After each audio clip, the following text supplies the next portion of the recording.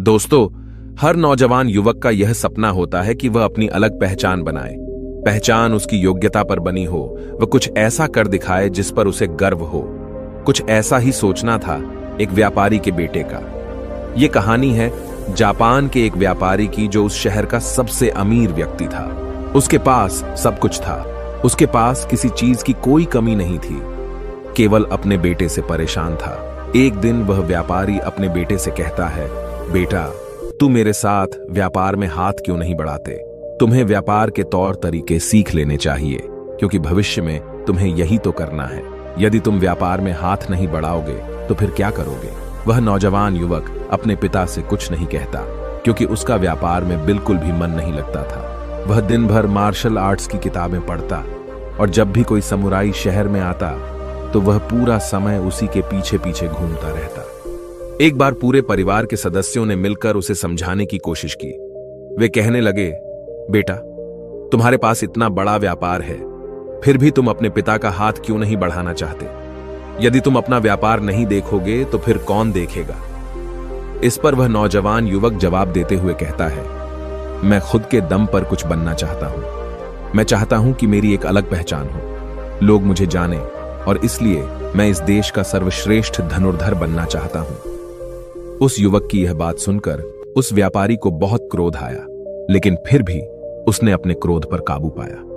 कुछ देर सोच विचार करने के बाद उस व्यापारी ने अपने बेटे से कहा, बेटा, अगर तुम यही करना चाहते हो तो ठीक है, मैं अगले 3 साल का समय तुम्हें देता हूं। यह सुन वह नौजवान युवक बहुत खुश हुआ। तभी आगे वह व्यापारी कहता है, लेकिन मेरी एक शर्त है। इस पर वह नौजवान युवक कहता है, क्या शर्त है आपकी पिताजी? उसके पिताजी अपने बेटे से कहते हैं, देखो, मैं तुम्हें अगले 3 साल का समय तो दे रहा हूं, लेकिन तुम्हें हर साल मुझे यह बताना होगा कि तुम क्या कर रहे हो और तुमने उसमें कितनी उन्नति कर ली है। यदि तुम मुझे अपने काम से संतुष्ट कर पाए तब तो ठीक है, वरना तुम्हें मेरे साथ मेरे व्यापार में हाथ बढ़ाना होगा। नौजवान युवक काफी सोच विचार कर अपने पिता से कहता है, ठीक है पिताजी, मुझे आपकी शर्त मंजूर है। उसके ठीक 2 दिन बाद वह नौजवान युवक अपने पिता की आज्ञा लेकर धनुर्विद्या सीखने के लिए घर से निकल पड़ता है, और वह कई दिनों की यात्रा करके एक गुरु के पास पहुंचता है। वह गुरु जापान में धनुर्विद्या और युद्ध कला सिखाने के लिए प्रसिद्ध थे। उनकी ख्याति दूर दूर तक फैली हुई थी, लेकिन वह बहुत कम लोगों को अपना शिष्य बनाते थे। वह नौजवान युवक उन गुरु के पास पहुंचकर उन्हें प्रणाम करता है और कहता है, हे गुरुवर, मैंने आपके बारे में बहुत सुना है और इसीलिए मैं बहुत दूर से यात्रा करके आपके पास आया हूं। मैं आपसे धनुर्विद्या सीखना चाहता हूं। मैं धनुर्विद्या में बेहतर होना चाहता हूं। फिर जवान युवक सारी बातें कहता जा रहा था, लेकिन इस पर गुरुवर कुछ भी जवाब नहीं दे रहे थे। और जब कुछ देर तक उन गुरुवर ने जवाब नहीं दिया तो इस पर उस नौजवान युवक ने अपने घर पर बीती सारी बातें उन गुरु को बता दी। उसने यह बता दिया कि किस तरह से उसके पिता ने उसके सामने शर्त रखी है कि यदि वह अपने जीवन में सफल न हो पाया, उसने अपने जीवन में वह न कर पाया जो वह करना चाहता है, तो उसे उनका व्यापार आगे बढ़ाना होगा। आगे वह नौजवान युवक उन गुरुवर से कहता है, हे गुरुवर, मैं आपसे वादा करता हूं, मैं पूरी कर्तव्य निष्ठा के साथ धनुर्विद्या सीखूंगा और मैं आपका समय बर्बाद नहीं करूंगा, इसलिए कृपया करके मुझे अपना शिष्य बना लीजिए। तभी उस गुरु ने उस युवक की तरफ ध्यान से देखा। उन्होंने देखा कि वह अपने साथ काफी सामान भी लेकर आया था और उसके साथ उसके 2 सहायक भी आए हुए थे। तभी उन गुरु ने कहा, सबसे पहले यदि तुम धनुर्विद्या सीखना चाहते हो तो तुम्हें इन चीजों को छोड़ना होगा, इन चीजों का त्याग करना होगा, इसलिए इन कीमती सामानों को वापस अपने घर भेज दो। उस नौजवान युवक ने गुरु की आज्ञा का पालन किया। उसने सारा सामान अपने सहायकों के हाथों वापस घर की ओर भेज दिया। आगे गुरुवर उस नौजवान युवक से कहते हैं, देखो, यदि तुम धनुर्विद्या सीखना चाहते हो तो तुम्हें 2 शर्तें माननी होगी। इस पर वह नौजवान युवक कहता है, गुरुवर, आप जैसा भी कहें, मैं सब करने के लिए तैयार हूं, लेकिन मुझे अपना शिष्य बना लीजिए। तभी गुरुवर उस युवक को पहली शर्त बताते हुए कहते हैं, तुम्हें यहां पर सामान्य लोगों की तरह ही अपना जीवन बिताना होगा और सारे कार्य तुम्हें खुद ही करने होंगे। इस पर नौजवान युवक कहता है, जी गुरुवर, जैसा आप कहें। आगे गुरुवर उस नौजवान युवक को दूसरी शर्त बताते हुए कहते हैं, यदि एक बार तुम्हें धनुर्विद्या की शिक्षा को ग्रहण करना शुरू कर दिया तो तुम्हें उसे पूरा करना ही होगा। तुम इस बीच उसे छोड़कर नहीं जा सकते। इस पर वह नौजवान युवक कहता है, ठीक है, आप जैसा कहें, मुझे सब मंजूर है। उन गुरुवर ने उस नौजवान को अपना शिष्य बना लिया, लेकिन वो नौजवान ये नहीं जानता था कि उनके सिखाने का तरीका बहुत अलग था। एक दिन उन गुरुवर ने उस नौजवान युवक को अपने पास बुलाया और कहने लगे, बेटा, जैसे तुम उठते बैठते हो, चलते फिरते हो, जैसे तुम सांस लेते हो, वैसे ही तुम निशाना भी लगाते हो। इसलिए सबसे पहले तुम्हें सचेत होना होगा। तुम्हें जानना होगा कि तुम क्या कर रहे हो, तुम किस अवस्था में हो। तुम्हें जागरूक होने की आवश्यकता है। इसलिए आज से ही सचेत होकर सारे काम करना शुरू कर दो, और ऐसा तब तक करो जब तक यह तुम्हारा स्वभाव न बन जाए। उस युवक ने उन गुरुओं की बात मान ली। वह एकाग्र होकर अपने कामों पर ध्यान देने लगा। वह अपने चलने फिरने, अपनी सांसों पर ध्यान केंद्रित करने लगा। सुबह उठकर वह अभ्यास करता और ध्यान किया करता। शाम के 6 बजे से वह एकांत रहता और ध्यान किया करता। ध्यान करने के बाद करीब 9 बजे के बाद वह सो जाया करता और ठीक सुबह 4 बजे उठकर वह धनुर्विद्या का अभ्यास करने लगता, और यह सब उसे एकांत में रहकर ही करता था। और यह सारी क्रियाएं दोपहर के 2 बजे तक यूं ही चलती रहती, और इस समय के दौरान न तो कहीं जाना और न ही किसी से मिलना। यहां तक कि उस युवक को किसी से बात करने की भी कोई अनुमति नहीं थी, और बचे हुए 4 घंटे अर्थात दोपहर को 2 बजे से शाम को 6 बजे तक वह बाकी सभी शिष्यों के साथ मिलकर आश्रम की देखरेख करता। और वह नौजवान युवक भी अब तक पूरा मन लगाकर सीखने की कोशिश कर रहा था। लेकिन जैसे जैसे समय बीतता जा रहा था, उस नौजवान युवक का जोश ठंडा पड़ रहा था। अब उसके लिए उस आश्रम में एक एक पल बिताना बहुत मुश्किल हो रहा था। अब उस नौजवान युवक ने अपने गुरु की बातों को अनदेखा करना शुरू कर दिया था। वह उन सभी नियमों को तोड़कर अपने सभी गुरु भाइयों के साथ मिलकर गप्पे लड़ाने लगा था। वह उन्हें अपने व्यापार की बातें बताता, उसके पास क्या कुछ है। और उस नौजवान युवक को इतना अमीर पाकर कई लोग उसके मित्र भी बन चुके थे, क्योंकि वह सोचते थे कि यह तो अमीर व्यापारी का बेटा है, कभी ना कभी तो भविष्य में कोई ना कोई फायदा हमें अवश्य मिलेगा। देखते ही देखते उस नौजवान युवक और बाकी लोगों की दोस्ती और भी गहरी होती जा रही थी। अब से वह नौजवान युवक रात को सोने की बजाय अपने मित्रों के साथ मिलकर आश्रम से कहीं दूर भाग जाया करता था। जंगलों में जाकर गप्पे लड़ा था, मौज मस्ती किया करता था, और इस कारणवश वह सुबह उठ नहीं पाता था, और इसी वजह से वह कभी ध्यान भी नहीं कर पाता था। एक दिन उन गुरुवर ने उस नौजवान युवक को अपने पास बुलाया और उससे कहने लगे, बेटा, मैं जानता हूं कि तुम रात को आश्रम में नहीं रहते हो और न ही तुम एकांत में रहकर अभ्यास कर रहे हो। मैंने तुमसे पहले ही कहा था, यदि तुम्हें एक बार धनुर्विद्या की शिक्षा को आरंभ कर लिया तो तुम्हें इसे पूरा करना ही होगा। और तो और, तुमने मुझसे वादा किया था कि तुम पूरी कर्तव्य निष्ठा के साथ धनुर्विद्या की शिक्षा को ग्रहण करोगे और मेरा समय बर्बाद नहीं करोगे। और यदि तुम ऐसा ही करते रहे तो 1 साल बाद जब तुम्हारे पिता तुमसे पूछेंगे कि तुमने इस 1 साल में क्या किया, तुमने उसमें कितनी उन्नति की, तो तुम उन्हें क्या जवाब दोगे? उस वक्त उन्हें क्या मुंह दिखाओगे? इस पर वह नौजवान युवक कहता है, हे गुरुवर, आप सत्य कहते हैं। जब मैंने शुरू किया था तो मेरे अंदर उत्साह था, मेरे अंदर धनुर्विद्या सीखने की जिज्ञासा थी, लेकिन तब मैं यह नहीं जानता था कि मुझे अकेले रहकर अभ्यास करना होगा। एकांत रहकर मैं थक चुका हूं और यह मुझे बहुत कठिन लगता है। मेरा एक एक पल जैसे मुझे काटने को दौड़ता है। जब भी मैं ध्यान करने बैठता हूं तो मेरा मन यहां वहां भागता रहता है और मैं ध्यान नहीं कर पाता, और इसी कारण मेरी चिंता और भी बढ़ जाती है। मुझे समझ नहीं आता कि यदि मैं ध्यान नहीं कर पाऊंगा तो मैं अपने अभ्यास को पूरा कैसे कर पाऊंगा। और साथ ही जब मैं एकांत में रहता हूं तब भी मेरे मन में तरह तरह के विचार चलते रहते हैं। मैं इनसे पीछा छुड़ाना चाहता हूं, लेकिन मैं इनसे पीछा छुड़ा नहीं पाता। इस पर गुरुवर मुस्कुराने लगे और उस युवक से कहते हैं, बेटा, जिस अकेलेपन से तुम भागने का प्रयास कर रहे हो, इस अकेलेपन में बहुत ताकत होती है। इसे तुम्हें समझना चाहिए। किंतु फिर भी यदि तुम इस अभ्यास को बीच में छोड़कर जाना चाहते हो तो मैं तुम्हें नहीं रोकूंगा। तुम जा सकते हो, लेकिन जाने से पहले मेरी बस एक बात मान लो। इस पर नौजवान युवक कहता है, ठीक है, बताइए, आप क्या चाहते हैं? तभी गुरुवर कहते हैं, बेटा, यहां से 1 दिन की दूरी पर एक बहुत ही बड़ा पहाड़ है। तुम्हें वहां पर पूरा दिन बिताना है और सुबह तुम्हें वहां पर एक बाज नजर आएगा। उस बाज की हरकतों पर तुम्हें ध्यान देना है। ध्यान रखना, उसका तुम्हें शिकार नहीं करना। बल्कि उसकी हरकतों पर तुम्हें ध्यान देना है। वह क्या कर रहा है, क्यों कर रहा है, उसे ध्यान से देखना है। उसकी हर एक हरकत को तुम्हें समझना है। और जब तुम अगले दिन वापस लौट कर आओगे तो मैं तुमसे केवल एक सवाल करूंगा। यदि तुमने उस सवाल का सही जवाब मुझे दे दिया तो मैं तुम्हें जाने से बिल्कुल भी नहीं रोकूंगा। उस नौजवान ने काफी कुछ सोच विचार किया और उसके बाद वह गुरु की बात मान जाता है। वह उन्हें प्रणाम करके उस पहाड़ की चोटी की ओर चल पड़ता है। देखते ही देखते वह एक दिन का सफर तय करके उस पहाड़ की चोटी पर पहुंच गया और उसने पूरी रात वहीं पर बिताई और अगली सुबह होने से पहले ही वह उस बांस को ढूंढने लगा। वह जब यहां वहां देख रहा था तभी उसकी नजर उस पहाड़ की चोटी पर पड़ी। उसने देखा कि एक सुनहरा बांस चट्टान की चोटी पर बैठा हुआ है और पहाड़ के नीचे घाटियों की ओर ध्यानपूर्वक देख रहा है। वह नौजवान युवक उस बांस को देखकर झुक गया और छुपकर उसकी सारी हरकतों पर नजर रखने लगा।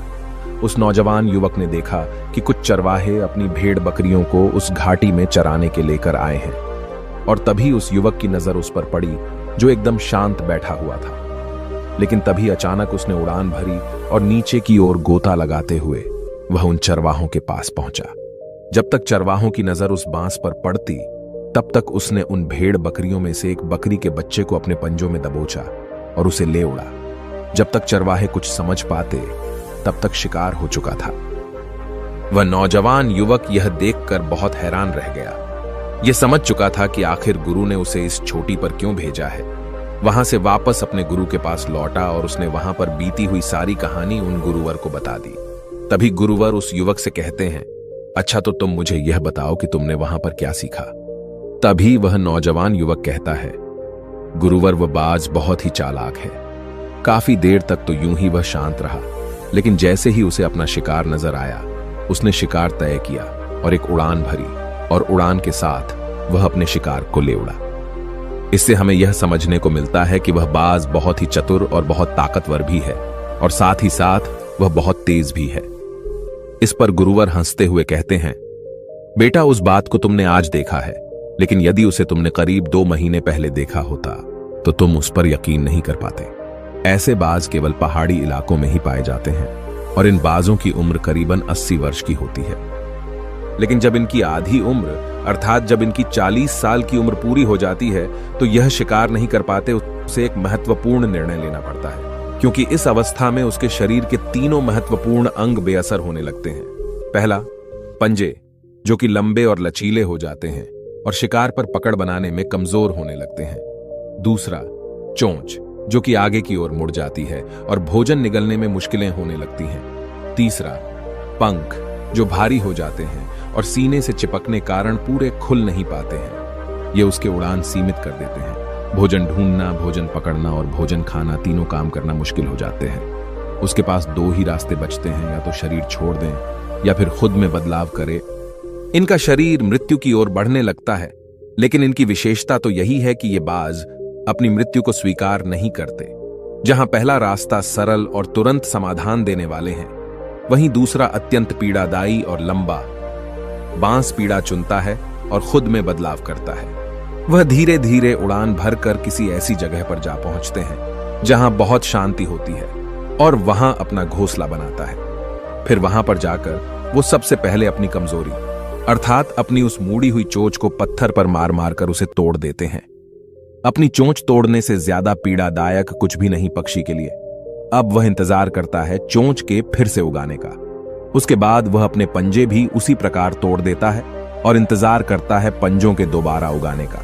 और देखते ही देखते इनके पंजों में नए नाखून आते हैं। नई चोंच और पंजे आने के बाद वह अपने भारी पंखों को एक एक कर नोचकर निकालता है और प्रतीक्षा करता है पंखों का फिर से उगाने का। और इस क्रिया में पूरे 3 महीने लगते हैं और 3 महीनों के अंदर इन बाजों का एक नया पुनर्जन्म होता है और तब उसे मिलती है वही भव्य और ऊंची उड़ान, पहले जैसी नहीं। इस पुनर्जन्म के बाद वह 30 साल और जीता है, ऊर्जा, सम्मान और गरिमा के साथ। आगे गुरुवर इस नौजवान युवक से कहते हैं, तुम उस बाज की तारीफ कर रहे हो जो अकेले रहना पसंद करता है, शांत रहना पसंद करता है, जो पूरे 3 महीने एकांत में रहकर तपस्या करता है, अपने आप को शिकार के लायक बनाता है, तब जाकर वह कहीं शिकार करने योग्य बन पाता है। तुमने देखा होगा कि जो भी ताकतवर इंसान है वह हमेशा एकांत ही रहता है, लेकिन जो व्यक्ति कमजोर है जिसके अंदर तरह तरह की कमियां हैं, वह लोगों के बीच छुपने का प्रयास करता है।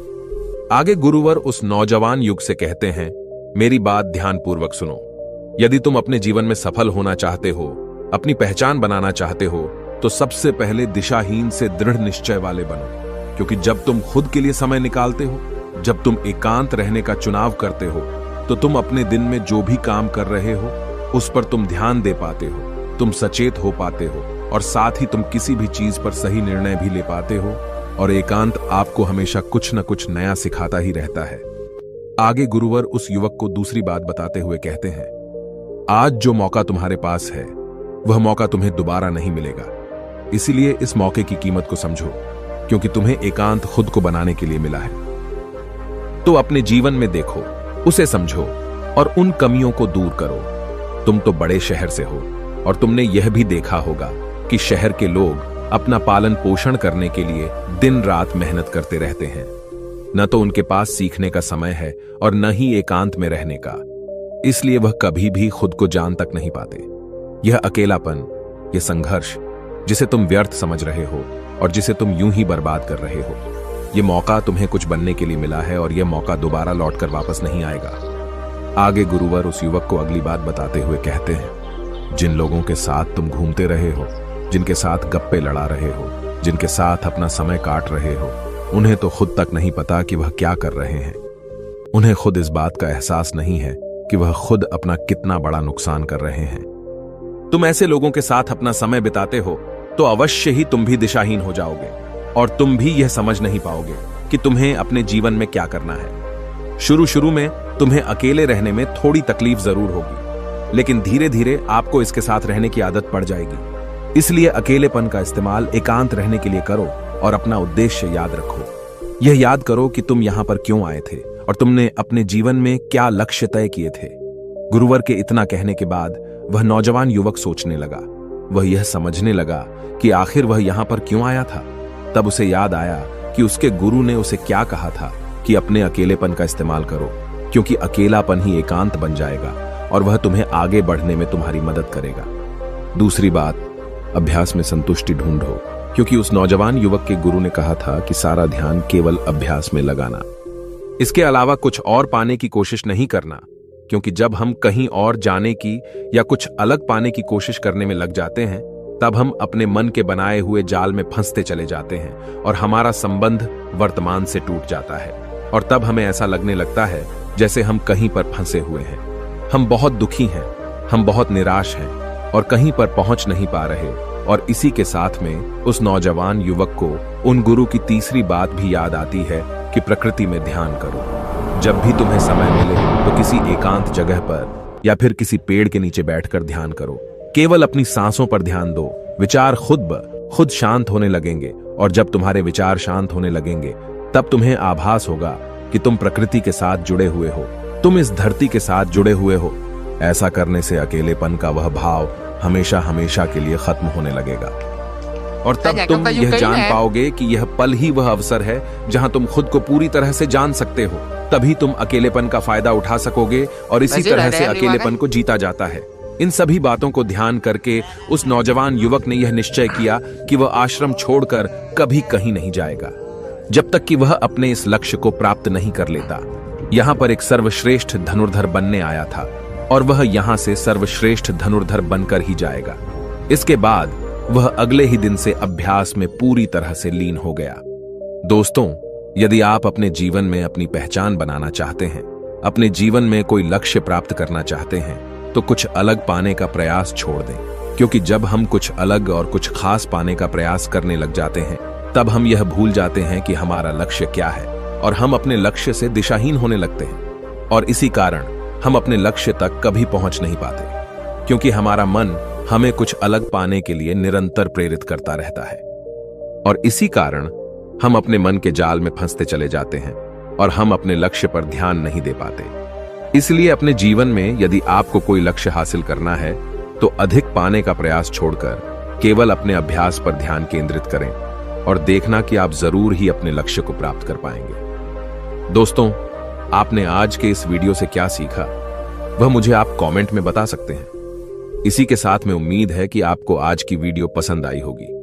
तो इस वीडियो को उस इंसान को शेयर करें और उसी के ठीक बाद चैनल को सब्सक्राइब करें। तो चलिए फिर मिलते हैं ऐसी एक और नई वीडियो में। तब तक के लिए अपना ख्याल रखें। धन्यवाद और नमो बुद्धाय।